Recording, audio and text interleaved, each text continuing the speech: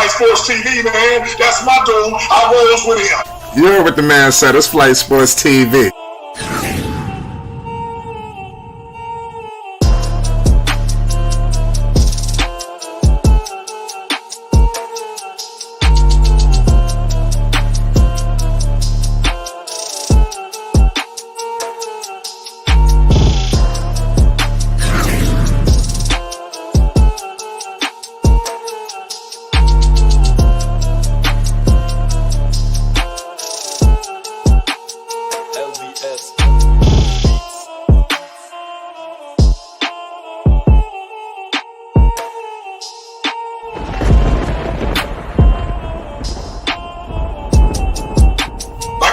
Flight Sports TV, that's where it's at.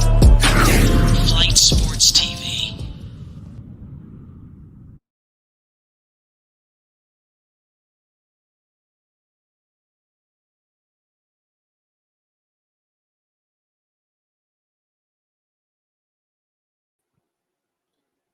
What's going on, people? It's Flight Sports TV. I appreciate y'all for checking with me. I already know what it is. We back with another one of them things. Listen, we got a special one for the people. You already know we brought something for you tonight. We're going to be discussing a whole lot of Lamelo Ball, NB1 talk, a whole lot of Charlotte Hornets basketball. It's so much to discuss right now. It's not even funny.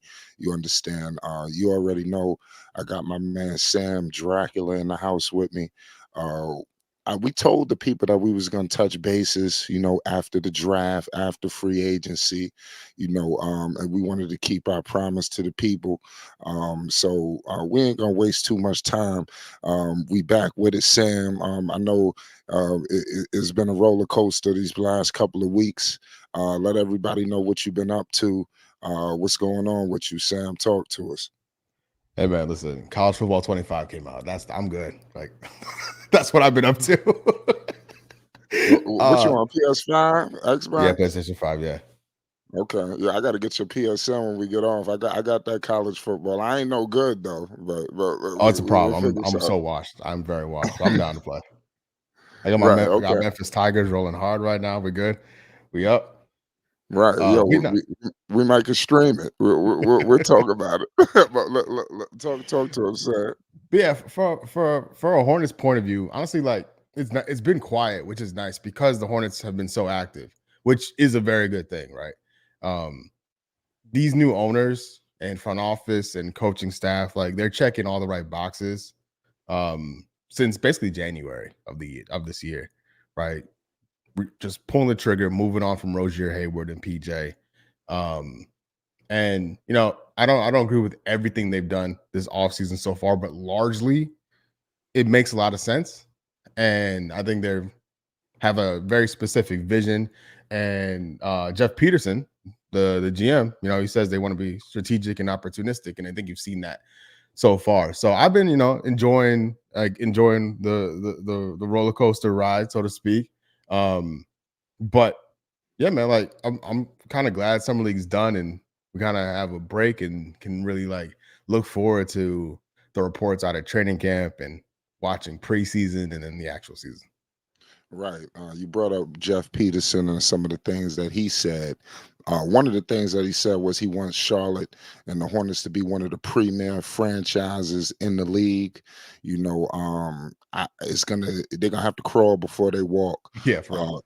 Yeah. So you brought up summer league. I'm not sure how much attention you paid to it, but did you see Nick Smith Jr.? I did see some guys look like they was developing pretty nicely. You seen Leaky Black. They even made some cuts down there. Summer league was something. What were some of your key takeaways, and does anything carry over? And we had some of our Hornets guys, all of them was there actually courtside. I mean, I think they was the most deep out of everybody in the summer league. Who the hell whole team showed up? Right. Well, so first off, I just want to salute Brandon Miller. I know he didn't play much of summer league. The fact he played summer league at all when he didn't need to is I respect it.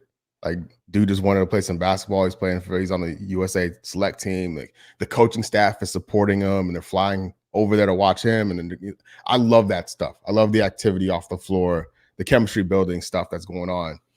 But it's on the court, right? My main thing was my number one thing I was excited about going into Summer League were the rookies, right? Tajon Salon and KJ Simpson.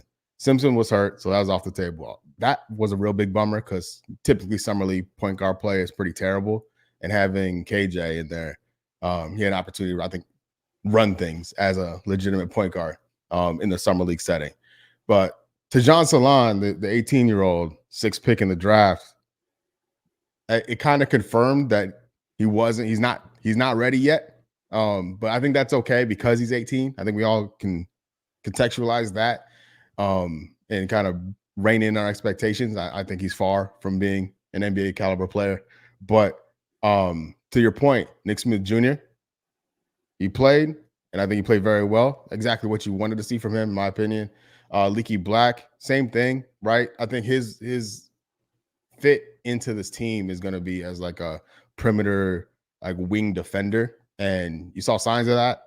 But largely, it's pretty like the rest of it.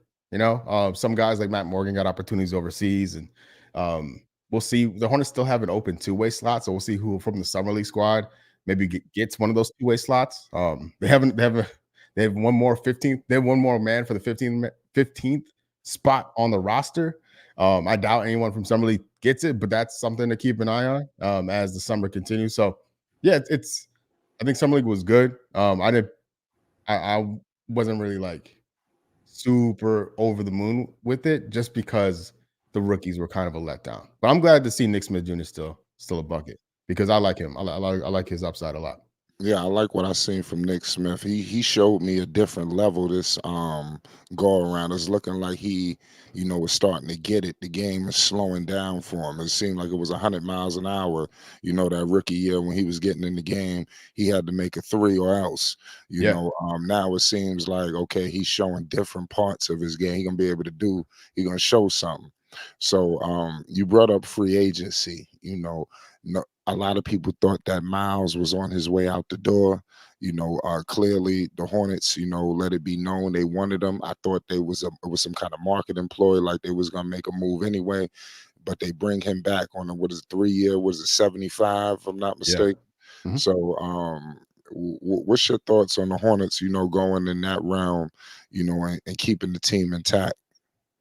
I mean, for the number, the 75 number I think is a bit much, but when you look at the rest of the salary cap, right, it's a front-loaded deal.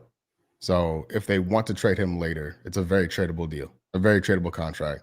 It's 27 this year, 25 next year, then 23 in year 3 in the last year of it, right? And to that end, the fact that it is 3 years and it's up in 2027, right?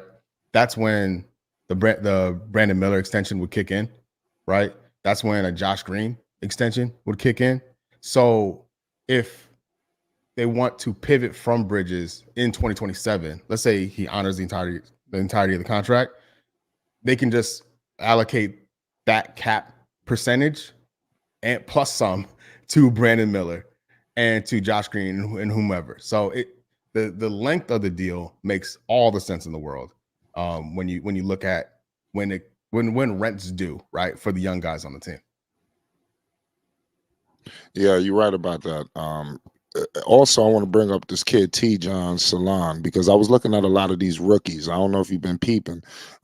You see Montas out there in Chicago. You see Rob Dillingham out there in Minnesota.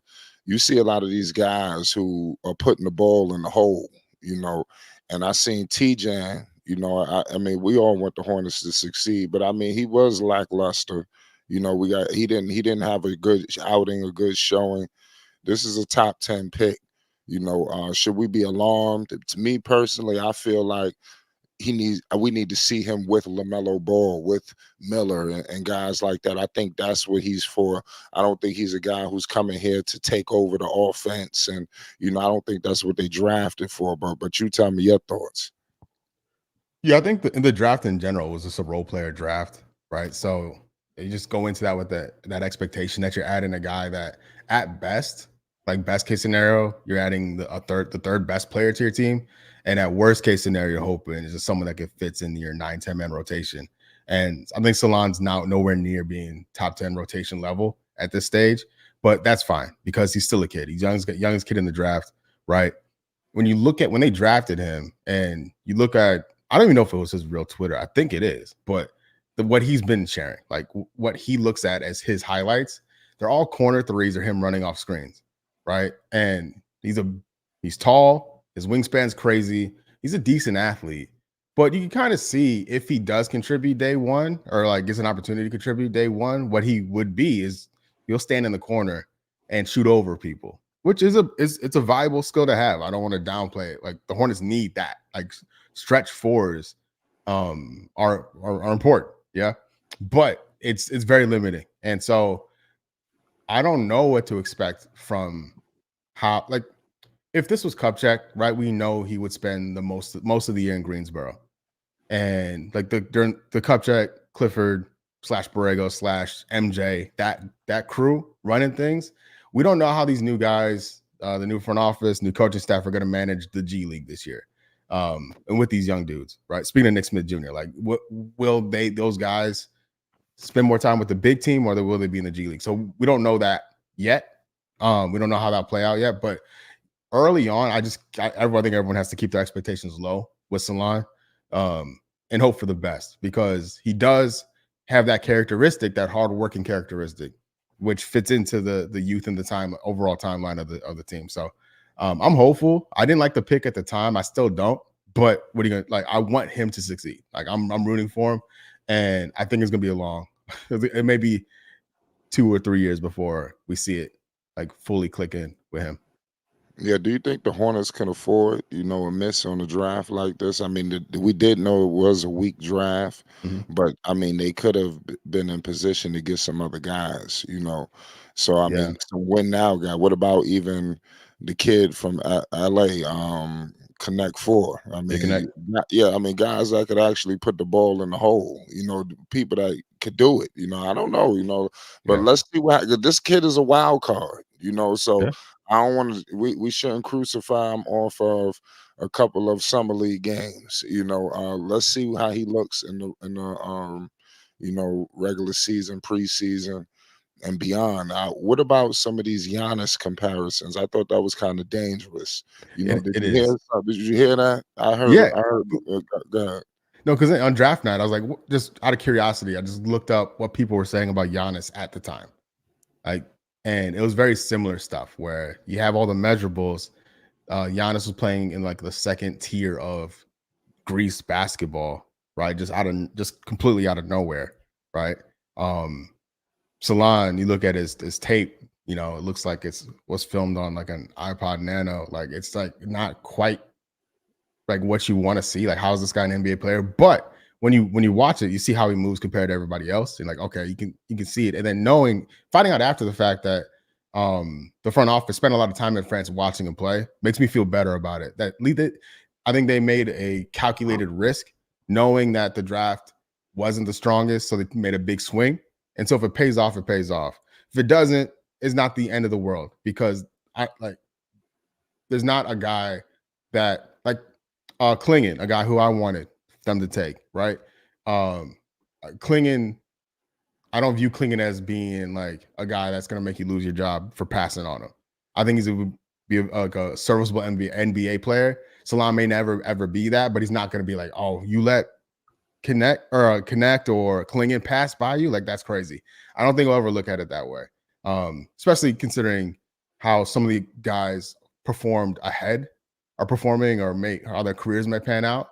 Like I think we could look at guys like Alex Sarr or Risa Shea in 10, 20 years and be like, oh my God, the draft was bad. So like you can't really blame the Hornets for taking Slot at 6 when potentially some of the guys who went higher weren't very good or didn't really pan out. Yeah, you see even San Antonio, they let go of a pick. They could have had Stephon Castle, who I wanted the Hornets to get, and they also drafted Rob Dillingham and moved him. So that shows you what the hell they thought of this draft. So let's see at this point. I do think this is a make or break year for Charlotte. What's some of the ramifications, for LaMelo Ball this season? What do you want to see from him if healthy? how much pressure is on him from the Charlotte fan base. Give people the temperature of LaMelo Ball in the city of Charlotte. We just want to see him play, man. That's it. There was that like 6-game stretch last year before he got hurt, It was where 7 games. 7-game stretch, like before that Orlando game, where he was like an all NBA player. And it was like, all right, this is it. It's happening. And then we know what happened. So we just want that, honestly. So like a full training camp, preseason with no issues, hot start, and to start the year off. Like I think that's what Hornets fans want. And then honestly, too, just we got to see what this team is. So we don't know. Like the Hornets have holes to fill, right? They did what they can on paper, building a team. But when building, it's all hypothetical because we haven't seen LaMelo, Brandon Miller, and Miles Bridges on the floor for an extended period of time. So if those are the guys you're building around, then you put Mark Williams into the mix. What does that look like? Like how does a 9-man rotation look with those guys? Right? What do you need from those other dudes in that rotation? Right? We don't know. So you think like Josh Green seems like he'll fit well with these guys. I think it makes a lot of sense, right? But we don't know, like, so I think having LaMelo healthy, Brandon Miller continuing to be Brandon Miller and obviously staying available, right? Mark Williams showing some growth and durability and consistency. Then you can start saying like, okay, we need a little more from this, right? We need more perimeter help. We need more playmaking help, whatever that thing is, looking at what we have currently when you're looking at the next 3 years, like the guys going to be on the roster for the next 3+ years, because it's all hypothetical at this stage. Right. I know a lot of people get caught up with LaMelo, and you brought up his name, Mark Williams. I'm very high on Mark Williams. I think this guy got serious potential. I think this guy could dominate around the rim. I seen some flashes of greatness from him when he was healthy last season. If he is healthy, man, and if you get him with LaMelo, I'm just telling you, this is going to be a perfect storm. They need both of these guys to be healthy, man, because I think if Mark is not right, that's a serious problem. So when you look at guys in the draft, even guys like Zach Edey, the Hornets could have won a multitude of different directions. I think that the center position, if he's healthy, is shored up. That's how high I am on Mark Williams. What's your temperature on a healthy Mark Williams? Do you don't see no flashes or something? I mean, definitely see flashes, and I feel you on the upside part because that's what it is. It's all upside, right? He's going into year 3 and he hasn't played 82 games yet. So it's like that. It's the part of it, like we haven't seen it, right? Because he hasn't been available. But also when he's been out there, he hasn't had that extended run to learn and get better, right? And it's not that he can't do it, just hasn't been able to do it either because he was in the G League or he's been injured or whatever, right? So Mark Williams, I always kind of take a step back when people want to put him in the young core conversation, just because he hasn't earned it yet. We haven't seen the 82 games yet. And I want him, like, if he's to your point, LaMelo, Brandon Miller, Mark Williams, you got your guard, you got the wing, and you got the big, and then you can fill in the rest, and you're good, right? Like that works. We've seen that in the league work, right? So I want it to be the case, but it's a big if. And the back injuries with a 7-footer is always scary. So I'm hoping for the best. And by all signs, it seems like he's straight and they'll be good to go for the start of the season. So that's what I'm hoping for. And then when he's out there, I need him to up the aggression, man. Like last year, he had a 24 rebound game. Next game, 4. Disappeared, right? He's a target out there. When you're the big man out there, guys want to take your scout. Like you got to stand up for yourself, Mark. Like I need that from him, but that will come in time with experience and just reps. And you need to stay healthy to get those reps. Yeah, you're right about that. About Mark Williams, man. These guys got to be right, man. That's going to be the story of the Charlotte Hornets because they could have a hell of an off season. Everything is good right now. You don't hear no baggage. Miles Bridges saga. It seems like that was a couple years ago. They've moved completely forward. So, but if one injury, let's say I don't want to put, like I said, I don't want to put this out there, but it seems like the Hornets season is hanging on the thread of, so hopefully nobody gets hurt, because the team is so fragile. You know, they don't have the talent of a New York Knicks or of other teams, like, you know, who got multiple guys who can come in and, you know, do this and that. You know, if guys is missing extended periods of time, and the Hornets season could be over. You know, seriously. Like, somebody get hurt 2-3 weeks into the season, 6 weeks in, 2 months in, it's over. Mhm. Especially if they got to miss a significant amount of time. Or of course, we're not expecting people to play 82 games, but it should be a significant, not a significant, a reasonable absence. Not no situation where you out forever and you costing the whole damn season. You know, they on a goddamn 6-7 game losing streak. All this shit could take place. Mhm. Yeah, I mean the depth is non-existent really. Like behind Lamelo,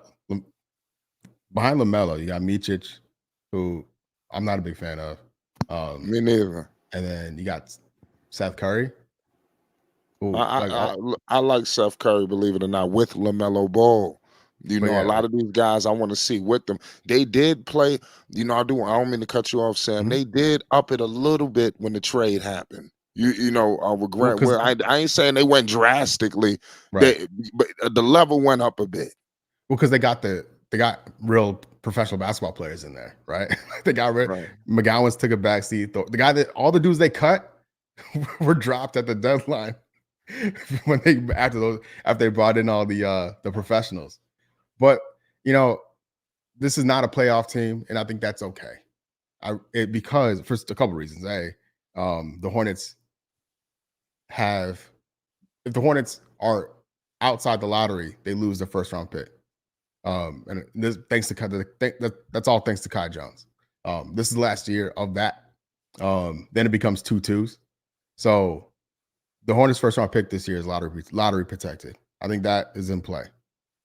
Also, what Peterson said about their goal is not to rush to make the playoffs at risk of not making the playoffs in the future. They're taking the slow, and they want to be like strategic about it. And I'm all I can do is take him at his word at this stage. And I know that they're not doing what Kupchak and Clifford were doing a couple years ago, saying this is a playoff team, this is the most talented roster. Right? They're level setting expectation.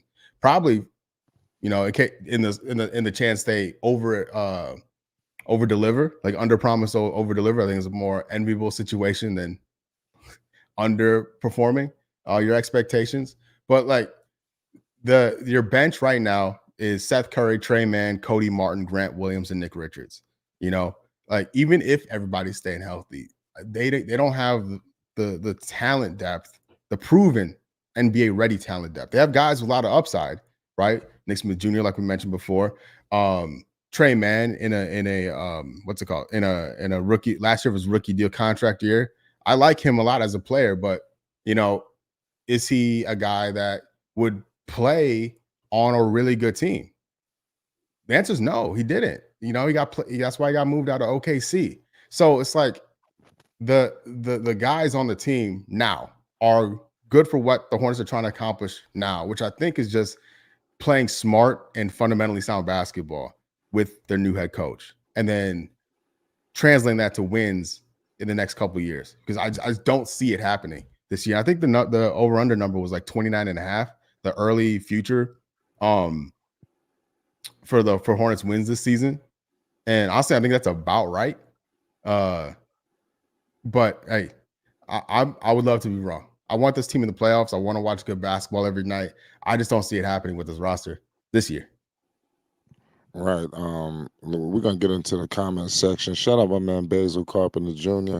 with the $20 super chat. I want to appreciate you for enjoying the content. He says, salute Sam and Flight. What's We want to up? appreciate you. It seemed like people getting a little critical in here, Sam. I'm looking at a comment here from Mr. Ghost J. He Mhm. says, whatever Sam says, the opposite will happen. He said he wanted Scoot. We got Miller. He said he would leave YouTube if Miles was re-signed. He's still here, so things looking up for Salone and the Hornets. What you think of some of those comments? So Scoot. Yeah, I wanted Scoot, and I was wrong. I was happy to be wrong. I was never anti Brandon Miller. Like so I like that's fine. With Miles, yeah, I didn't want Miles on the team that year. I said if Miles returns next season, I'm done. And he missed the entire year. What do you want? You know what I mean? What was the last one about Salon? It was like Salon and something else. Oh, let me get the comment. Yeah, he says that also something about Miles. He said that you would leave YouTube if they re-sign Miles. Did you say that? Yeah, when that year, the year he missed, when he missed the whole season because of all that stuff. I said it that off season when he got arrested. I said if he's back on the team that next season, I'm done. And he missed the whole year. So I don't know. Right. Yeah. So and he missed 10 games on top of it. Right. So now he says that so basically what he's saying is Salon should be going up since you basically you kind of low on him. Good. I mean, bro. shit, I ain't seen no bright spot. Man, people was in here critical as hell. You know, when we was looking at Salon, he was turning the ball over. I was like, man, we can't afford this. You know, I mean, this should need to hit. You know, because he's another domino who could take them there, you know, but I think he's going to be good. I think he's going to be an extra body for LaMelo, maybe to throw lobs to, and he's going to work well with LaMelo. So we got to point that out, man. This guy has a pass first point guard. You know, I think that the Hornets going to shake up the joint. You know, what I will say is, Sam, you said that they're not going to make the playoffs. You know, I respectfully disagree with you. You know, I want to hope. I know that there's going to be hell. But I do think some teams may regress. You know, are they better? Let's say Chicago guts the roster. You know, we still got a long way to go. You know, we got a lot. We don't know what's happening with Atlanta. You know, we got a lot of things that's going on. Look at this East. I mean, I think that they better than some of these teams. You know, in my opinion, a healthy LaMelo could give some of these teams hell. You know, I'm not afraid of teams like Orlando. You know, and things like that. You know, I'm just saying, you know, they shot up the jump. Why can't the Hornets do what they did? Well, because I think what Orlando and Indiana are doing now is what the Hornets should like achieve. I think Indiana's a little ahead, but go ahead. Because like last year the Pacers were an 11 seed, right? And then you saw them go because like we're like this at one point, right? The Pacers were 11 seed. Next year they made the big leap, right? And then they made their big deadline move. They really went for it with Siakam. The Hornets haven't hit that like 11 seed territory in a minute, right? So until they're back in that territory, I have a hard time thinking they're going to jump to the next tier up, right? I agree with you that team's going to fall back. Obviously, the bottom of the East is going to be, I think, Washington, Detroit, Brooklyn, like locked, right? And then you have what Miami, Chicago, Atlanta, Toronto, Charlotte in that play-in mix, right? Who knows with Philly? Like they've redone the whole roster. They're relying on 2 injury pro guys, so like Philly can go any which way, right? They could be the 1 seed or they could be the 9 seed. Like who knows? So there's room for the Hornets to sneak in there, but I just don't see it with the depth. And I like LaMelo is incredible, Brandon Miller's incredible. Like they have top end, high end talent. It's just the team isn't there. Right. I'm with you there, Sam. But I think, what about Toronto? Were they not better than Toronto? I think so. So. Pardon me. I don't know if you heard me, but you said that you think they're better than Toronto. Yeah. What about Brooklyn? Brooklyn, Brooklyn, Washington, and Detroit are bottom in the East. So like that's the 3 bottom spots in the East. So, because Brooklyn finished 11th, you know, and then but they blew up Atlanta. their team, you know, like they got some decent little complimentary pieces, you know, and they did have Mikal there, you know, so they was giving him a puncher's chance. They're giving them a puncher's chance every night. But then you got Atlanta. I'm anticipating a Trae Young move. You know, okay. I'm not saying it's gonna happen today or tomorrow, but I think maybe somewhere around training camp we could get the rumblings. Maybe Trae Young just pop out and request a trade. You know, usually training camp things like that happen. Fireworks must happen. And I think that's a domino that could send the NBA world into a frenzy. Where do you think he And goes? they was 10th, and I think that could open up the door. And then you got Chicago, who they flirting like they about to gut the joint, and all signs point to it. I mean, you got Kobe White, you got all these other guys there.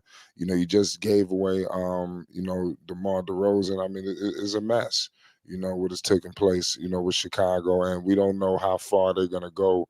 It was word that they're gonna let go of Lonzo and Zach. So then Vooch is on his way out. So I think I say all of that to say is I think that could clear a way for Charlotte to at least make the play-in at the very least. I think the play-in should be, that they at the least that's the bare minimum. Okay, so we got how you feel about Miami? Listen, Miami, I think they're the biggest wild card in the goddamn NBA, Yeah. and especially the East. I think they are the nemesis to a lot of these teams that think they on a high horse. Obviously, I think that they figured out the Celtics. They're the ultimate equalizer for Boston. They can't do nothing with Bam. And Jimmy Butler is their nemesis. He takes their heart. I don't know what it is, but he just the Knicks too. He'll roll up in there. Jimmy Butler. I was listening to Jimmy Butler say something about Dame because they lost out to Dame. He said basically, I don't care about Milwaukee. We're gonna go in there and beat Giannis and Dame and all of. I really believe in his heart of hearts that he'll go with Milwaukee and take out Dame. He's got that heart. So with Miami, I think that they could finish 8th and fool around and be in the NBA Finals. You better look out for Miami. They are the wild card at all times. So Yeah. we could get caught up in this whole Celtics, New York. The NBA like to promote teams, but look out for Miami. Yeah, I mean, and if you discount or underplay Miami, like you're just kind of asking for it, no matter who's on the team, really, as long as Spoelstra's there, and like they're always going to be in the mix. But that's what I mean, like it's you got Boston, New York, Milwaukee, Cleveland, Orlando, Indiana, Philly, Miami. That's 8, right? So you're 9, 10, some mix of Chicago, Atlanta, Toronto, Charlotte, in some form or fashion. And I don't know, man. I think it's gonna be tight. It's gonna be really tight. Yeah. I think it's a good look though. They're gonna have a puncher's chance, but they got to be healthy because they could be at the bottom. If things don't go right. That's an unfortunate situation. I want to bring up something because I don't know how familiar a lot of the people are here.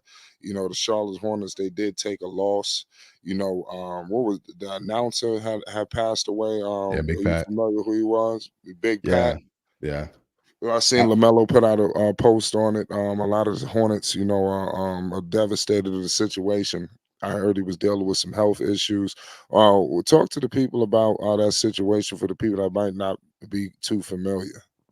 I mean, listen, like talk about. So he was the announcer for 20 years, so he's seen it all.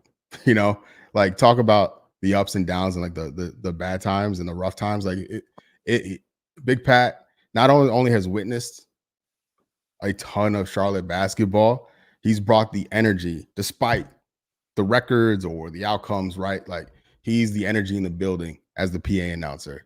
And it's a really hard job to find that entertaining and like informative balance and to be as iconic as he has been for almost like for 2 decades. So yeah, man, it sucks. Like honestly, like I know like Eric Collins gets a lot of love for calling the games on the TV, but when you're in the building, like it's Big Pat on the speaker that brings that energy, those vibes. So it's gonna be weird, like really weird, like really weird watching Hornets games without Pat. Yeah, I mean, it's crazy. It's unfortunate that something like that happened. Sometimes we don't really account for all of the people that bring the game and the action to life. When your favorite player scores, you understand. So you gotta give major homage to him, and especially calling them out, to the court. All that stuff is official. Definitely rest in peace to him. I'm just, like I said, we monitoring the situation. Is real breaking news going on with the Hornets. They lost their announcers. It's wild. So nonetheless, what's going on with USA basketball? Are you keeping eyes and antennas on that? I think in the perfect world, if Lamelo was healthy, I think he would have been on that team. You see his two counterparts there, in Edwards and Halliburton. Um, what's your thoughts on USA? They've been close in a lot of these games. I'm on the record of trying to warn people that if they don't get their act together, they could mess around and be in the bronze medal game. Yeah. What's your thoughts on what's happening with USA basketball, because it's about to pop off? Yeah, I mean, I saw like the South Sudan score and things like that, but to be honest with you, I haven't been watching any of the USA basketball stuff. I just kind of ancillary stuff, waiting for the actual Olympics to start. But no, you're not wrong. You know, the run up here has been a few red flags, to say the least. What you seen? Well, you brought up South Sudan. You remember JT Thor? He was on Yeah, that man. team. I know Mhm. everybody got word when you heard JT Thor was cooking. You've been high on JT Thor. You know, I was trying to explain to you I was concerned with JT Thor, but you were always high on him. I think he's gonna get himself a job fooling around. You know what he just did. What's your thoughts on that situation? Well, yeah, because JT is what, 21, I like don't know. maybe We'll have to 22. look it up. He's given how long he's been in the league, his age is crazy. Like, yeah, you have to double check it. But yeah, like as a Hornet this past year, especially, he just was basically a corner three guy, you know. So it made, and the fact that the Hornets didn't said they had a $2 million option on him, right? And in my head, I'm like, all right, he's a young guy. It's $2 million. Like it's a, you know, it's a drop in the bucket to the rest of the salary cap. And they're like, nah, we're good. So I think it's all I need to know about Thor's NBA, at least NBA evaluations at the time. Now, I don't know if he's getting workouts or invites or for after the Olympics or anything like that. I hope he does. I hope he gets another shot. I know he does have the frame, the youth on his side. He does have some level of upside, but yeah, it was time for him to go. It was I get why they got rid of him. Right. You brought up it being time to go. It was more people who went as well, you know. Yeah. What's your thoughts on them letting go of Bailey, McGowan's? You know, it seemed like they letting go of the dead weight. You know, you see what they did to they the previous regime did them dirty. What's his I forgot his name already. That's how bad he was. Book night. You understand? I mean, they did all these dudes. Yeah, see how we forgot about them. I mean, Yeah. that's so sickening. You know, I mean, that's sad. What's your thoughts on them cutting this dead weight recently? So, two things come to mind. One, this new group have no loyalty to those guys. They're not their guys. So there's none of that inside of them that wants to prove themselves right. So like if Kupchak was still around, would he have cut these dudes? I don't think so, because he wants to say that he was right to bring these guys to Charlotte in the first place. So there's that. There's also the piece where I think having the Hornets bring in, one of the owners was here already, but a guy who came from another team, a GM who's been around different organizations, a coach who's come from the reigning champs and another title winning program. Like, I think they know what it takes to win in today's NBA, and you have to have a limited amount of projects on your team. And the Hornets had so many guys on the roster that were in positions of like of leverage, right? But weren't ready for it yet. So like Thor and McGowan's, especially, like those dudes weren't ready for the minutes they were getting, and they weren't good enough for the minutes they were getting. But they were on the full roster and they had to be used because that's how Kupchak built the team. And so when you draft Salon, you can't have him with a bunch of other guys that are projects that need minutes and aren't haven't developed proper NBA habits, right? So you look at the roster now, right? You have guys who've been around, but they brought in dudes who have at least 3 years of NBA experience to some degree. Even Micic, even though he's like kind of a rookie and a half, but he's 30, he's a grown man, right? So you have Salon, who's a project, Nick Smith, who's still a project, KJ Simpson in the second round, right? These guys aren't going to be sharing minutes with McGowans and Poku and Thor and Bailey. Like it's a reset and a refocusing on specific young guys where hopefully these young guys don't get lost in the shuffle amongst a bunch of other unproven players. Yeah, that's a real good assessment what you just said, man. Because like I said, these guys was not panning out. You brought up McGowan's and these guys not being good enough for the minutes that they was given. I can't count how many times I kept telling people that McGowan's kept missing wide open threes. You know, I mean, goddamn, Lamelo Ball going to the lane, he kicking out the shooters, and they're missing threes. I said, shit is crazy. You know, I mean, so I think they've shored that up a little bit. That's why I brought up Seth Curry. You was talking about, oh, yeah, no. Could you imagine Seth Curry on the court? God damn it, they better make sure they don't leave him. You understand? You might have him on the corner, then you got Miller over there, and then you got, even I hate that he shoots so many threes, but Miles has been letting the three ball go. But I think he need to take his ass down to the paint. I hope with all this money he gonna be in the paint more. Because I don't know what happened. Miles used to eat in the paint. He just became a perimeter player. I don't know what the hell is going on. So it's a lot of things that got to go right for Charlotte. Mm-hmm. Yeah, I mean, my concern with Seth was that he played 8 games, and in those 8 games he did not shoot the ball well. And so I'm like, is he over the hill? Right? It's a great story. It's great vibes. Like having a Curry in Charlotte. We've been waiting for years for this. So I want him on the team for no other reason at all. At minimum for the vibes. And if you can, to your point, share the floor with LaMelo, help stretch the floor. Seth, you got Grant Williams, you got Trey Mann as catch and shoot targets. Like that is a formula for success when you're factoring the bench minutes, right, with the starters, like mixing the group, the crews up. So it does make sense, like from a floor shape point of view. Yeah, I totally agree with you. Like I said, to me personally, I think that Charlotte's on the rise, but there's so many things that got to go right. Shout out to Miles too. I think he's gonna be big time this season. What do you think of Charles Lee? With these guys because he's been very close. They had a team dinner out there in Vegas. Did you hear about all that when they all met up? I was listening to all these coaches. They was talking. It seemed like they are really shape shifting the culture now, and bringing them into a family. You see Kemba, we didn't even get to Kemba yet. Yeah. They look like they're bringing the Hornets greats back. I see a lot more Baron Davis, running around Charlotte. I don't know what's going on. Are they trying to get the band back together? Talk to me about how Charles Lee Peterson, how they shape shifting the culture, and also these Hornets greats coming back.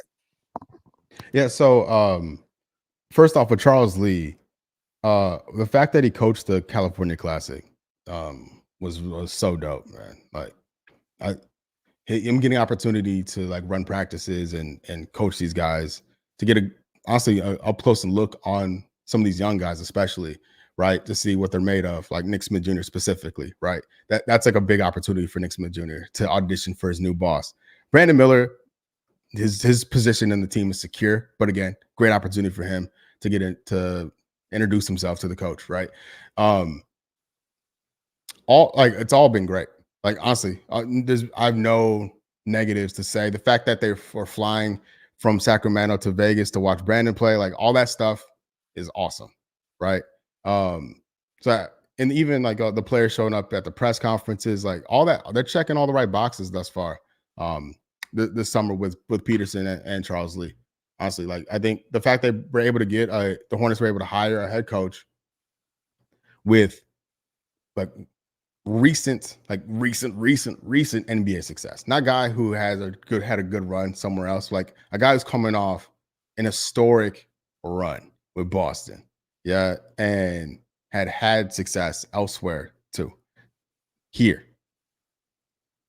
I'm like, I know he hasn't coached the game yet, but I'm like low key thinking like he's gonna get poached by somebody else. But I'm here for it. I like what I've seen from Charles Lee. Right now, also I want to get into Kemba. He Oh was yeah. brought in. What was it? The So player development coach, if I'm not mistaken. I forgot what was his title, but yeah. talk to me about your thoughts on Kemba coming back, because I think this is a legendary situation. No, it's awesome, man. It's I said at the time, I think, where one of my least favorite things in sports is when you bring the guy back that's just past it. You just bring him back just because it's a good story. It's always a bit of a bummer because you see them in the jersey and it doesn't look right, doesn't feel right, and it just becomes sad. And I'm so happy the Hornets didn't bring Kemba back as a player at the end of his career, and that they brought him back as a coach at the start of his next career. Like I think it's awesome. Like great narrative. And honestly, like shouldn't be when you think like you take a step back and like, okay, these owners have a real sense of like Charlotte basketball history, because we saw them honor Gerald Wallace back in February. MJ wasn't going to do that. That was never going to happen. Acknowledging anyone that played for the Bobcats like that. So I think dipping in to what the fans want and the things that made fans in the first place, like pulling into the history, is so important. And it shows the Hornets are plugged in to what their supporters care about. And for Kemba specifically, I think it's an opportunity. Like it's an awesome opportunity to see him succeed in hopefully his next career. Right, because I didn't like how Kemba. I hate to see our greats. Even though Kemba, like I said, he didn't do nothing too crazy in the league. But what I will say is he knows how to win games in Charlotte. So he's gonna be able to help facilitate that for these new guys. But I do hate to see our greats not get a chance to finish, on their own accord. You telling me with all 30 of these goddamn teams, Kemba couldn't have played? What the hell was he doing out there in the Euro League? I mean, shout out to the Euro League, but seriously, I mean, come on. Guys like Carmelo Anthony, they players like that, they deserve to, they should be on the John Wall. Like, you telling me all these goddamn spots they can't get John Wall should be in the league. The man said he was willing to take any role. He ain't saying he want to be the man. Should send his ass to Utah. I mean he want to play. Yeah. He can't play nowhere. Something's going on. Yeah, I mean, I don't know, man. Like, I don't know. I'm just happy for Kemba that he was able to come back, but I wish Kemba could have been a part of the NBA. And it seemed like the only way he could get back into the NBA was, retiring. Going out like that. I don't know if that was a part of the deal, but he had to just give it up. But I do think he could have played. I don't know. It was a rough situation. He was playing in the G League. I think they did try him out a little bit. They got a little run at Dallas. Yeah, a little something. This wasn't. Yeah, but when it's up, it's up, man. Like those leg injuries got him bad. Like it's a bummer. What can he do for LaMelo Ball personally, Kemba? Well, so I think I don't even say just LaMelo specifically. I think just having adults in the room, like they signed Taj Gibson, right? That's not a basketball move, right? Nope. Not at all. Like they got an 18-year-old and a 40-year-old in the same locker room. Like it's not a basketball move at all. But I think it's another voice, a younger voice, but still an adult voice with Kemba, especially. I think that'll be important for all these guys, man. And Kemba and Taj is gonna be perfect. Even though they're gonna work hand. They're gonna put up with any of that bullshit. Like they're gonna be, like they're gonna be here for it. I'm here. Like these young guys need this. And it's not Lamelo specific. I think Tajon Salong will benefit from it. Nick Smith Jr., all of the guys, anyone under the age of 23 will benefit from being around Kemba Walker and Taj Gibson. Yeah, I think that Miller helped facilitate some of this change as well, because last year they were losing, and I was looking at Miller's body language and the way he would look very pissed and hot. Like he looked like he running back. He was calling him. I was like, "Yo, run back on defense." Like, what's going on? Yeah, like he ain't gonna be able to put up for a couple more years of this. You know what I mean? So I think it called for this revamp shit. I think that Miller's gonna like the change and the vibes that's happening. Losing won't be tolerated. You understand? I think Clifford, I don't know what happened. I don't know if he just got ahead of himself, but he was tolerating a lot, and he couldn't really get into the guys' pause the way he was supposed to, But I mean, it is what it is. It's an unfortunate situation. I think that I think I like what Charles Lee is doing. I want to give this guy the benefit of the doubt. Peterson, these guys, they're doing something. They was in a lot of conversations, this offseason. It seemed like every single time we look up, the Hornets was involved in something. They swooped in the cat. They was in the goddamn Klay Thompson deal. What I Yeah. mean, I was like, they need to get involved with everything. I just want to just be in the conversation. God damn it, that's all. You ain't got to I get mean, them. Damn, they let me added a just hear guy. that you was involved. You put this amount up, they turned y'all down. That's good. Go ahead. No, like the fact they got Josh Green for nothing, basically. Yeah, Like that's big. adding a NBA Finals rotation guy to your team for next to nothing's insane. So like those types of moves, like Reggie Jackson, whatever. Like they got picks for it, which I think having assets is having assets, even if they are second round picks. Like they had their heads up and they were getting involved best they could without like fully cashing in on and like mortgaging their future. Like they're still in play to do something the rest of the summer or up until the deadline. Right. It's crazy how Charlotte is just changing the culture right now. I hope that it can translate to the roster and on the floor, because that's really, what really matters. But they're doing it right. I even heard Baron Davis. He was talking about over the summer league recently. He said how him and Lamelo Ball is building a relationship. He's excited about Charlotte because of Melo.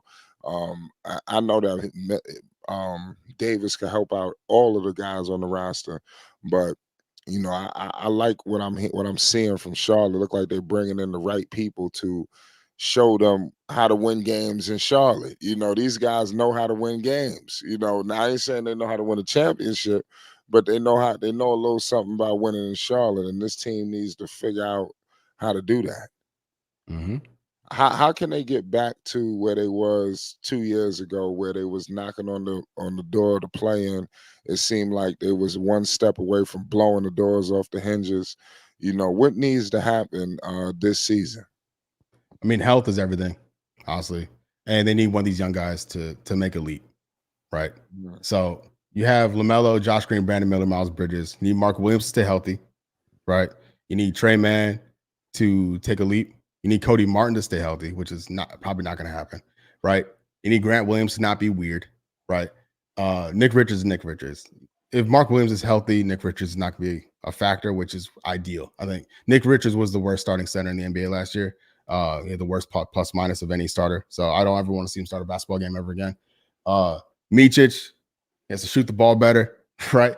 And you know what? If Salon turns into something this year, great. That'll be the cherry on top. But I don't want to put that pressure, or right. I don't have that expectation of him. But health is everything, and one of these young guys taking a leap. I think that's the only way they can get back into that mix again this year. You brought up Trey Mann too. Like I said, I totally forgot he was in a contract situation. Yeah, last year of a rookie deal, man. Yeah, so you know what that means. Yeah. I hope he don't get too ahead of himself. In this contract, he gonna be hitting a lot of wide open threes. That's what that hopefully means. Yeah, there should be a lot of opportunity for him to score with everybody available. Yeah. Listen, the Oklahoma City Thunder, they were so stacked. They just giving pieces away now. They're like, man, we ain't got enough for all these people. So I think that he can come here to Charlotte, and he's better than all of the young guys that we've had ever, recently. And then now you bring in, I think, Trey Mann with Green, and I think you got a little scoring punch there. And I think you got guys. I don't know so much about Trey Mann on defense, but I do know that Green would defend. Yeah. So And he's a hard worker. So Peterson talked about wanting guys that are hard workers, and Josh Green definitely checks that box. And that's one of the positive characteristics of Salon.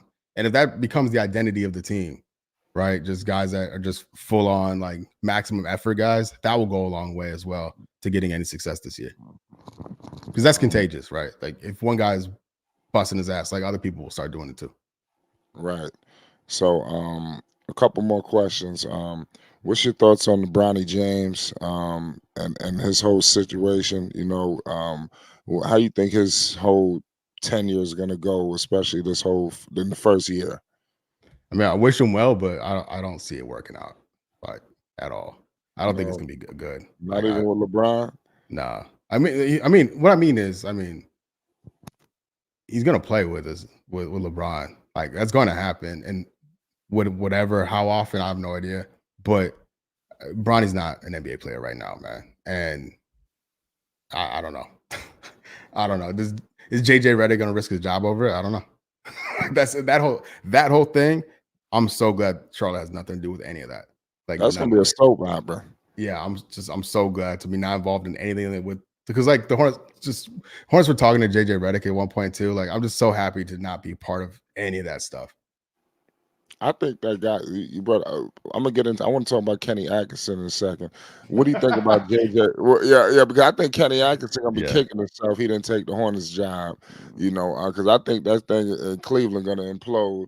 I think somebody got axed out. It's probably gonna be. He got his Brooklyn guys back. He got LeVert. He got Jared Allen back. Like it's a little reunion from the Brooklyn boys. Yeah. No, you're not wrong though. You're not wrong. Yeah, I don't know about It's Cleveland. I you know what? I don't believe in Donovan Mitchell, and I don't believe in Darius Garland. So at the end of the day, they're gonna be closing for him. So the Knicks, they're gonna shut their ass down. So I ain't concerned with them. I mean, that's just me personally. Yeah. What's your thoughts on the Knicks? I'm a Knicks fan. I love it. We got OG. They done got Mikal. I mean, Lord have mercy. The defense is gonna be crazy. You got Julius. They done forgot about Julius. I mean, he might be the best player on the team, and they done forgot about him. They did act like he don't exist. What's going on with the Knicks? No, I mean, Knicks are my 1 seed, man. Like I think Knicks get the 1 seed. Yo, Tibbs. See, that's Like, what Charlotte needed. They just got an extension too. Yeah, legit. Like the Knicks hired a coach with a real identity, and they gave him the tools to build around that, and like they let him build around that identity. Who would have thought? It's not that hard, folks. It's not that hard to do it. Knicks were patient. They found it. They waited for their right window, and they struck. And they assembled the Villanova Avengers, and they're kicking ass. And they're probably gonna be the 1 seed. Right. I'm here for it. I'm so happy for Knicks fans. I'm with you then. Tibbs, he got criticized a lot, prior to the Knicks job. Oh, can he change his philosophies and all this? God, man, what kind of? And now you see what he's doing. This is ridiculous. Yeah. I mean, that's Tibbs is one of the best coaches in the league. I mean, point blank, he just got extended to. Period. I mean, I wish the Hornets could have got a guy like that who could come here and single-handedly demand change. We ain't trying to change the culture. God damn it, we demanded it. Yeah. I mean, so it is what it is. But Sam, man, let everybody know what you got cooking up. What's next? What can the people expect from Sam Dracula, your channel, everything you got going on with Bleacher Report? Talk to us. Twitter, Sam Dracula, or X, Sam Dracula, YouTube, at Sam Dracula. I'm just taking some time out to myself to rebuild the Memphis Tigers. So when we get closer to basketball season, I'll be much more active on YouTube. I'm probably down a video a week now. I'll probably make another video this weekend. I didn't make one this past weekend because, for the game came out, so I was doing that. But no plans for Bleacher Report streams for this month. But on Twitter, I'll tweet it out when I am doing that stuff as well. So yeah, for now it's just Sam Dracula on Twitter, Sam Dracula on YouTube. Right. Okay. So make sure y'all stay tuned. You already know what it is. It's Flight Sports. Want to appreciate you, Sam, for stopping through. We're gonna pick things up, later on, probably right before the season start. Because like I said, I think something gonna go down. The Hornets, their name's been mixed up in a lot. And you never know what could happen from now till training camp. So something tells me that we're gonna have a whole lot to discuss. But I'm here for it. I want to appreciate you, Sam. Pull up anytime, man. Anything that we could do to help out, let us know. You already know it's Flight Sports. Shout out my man Sam for stopping through. We're going to be bringing a lot more content, news, updates, and more. So make sure you stay tuned. It's Flight Sports TV. You already know what it is. And we're going live tomorrow, so make sure y'all pull up. Flight Sports TV, man. That's my dude. I rolls with him. You heard what the man said. It's Flight Sports TV.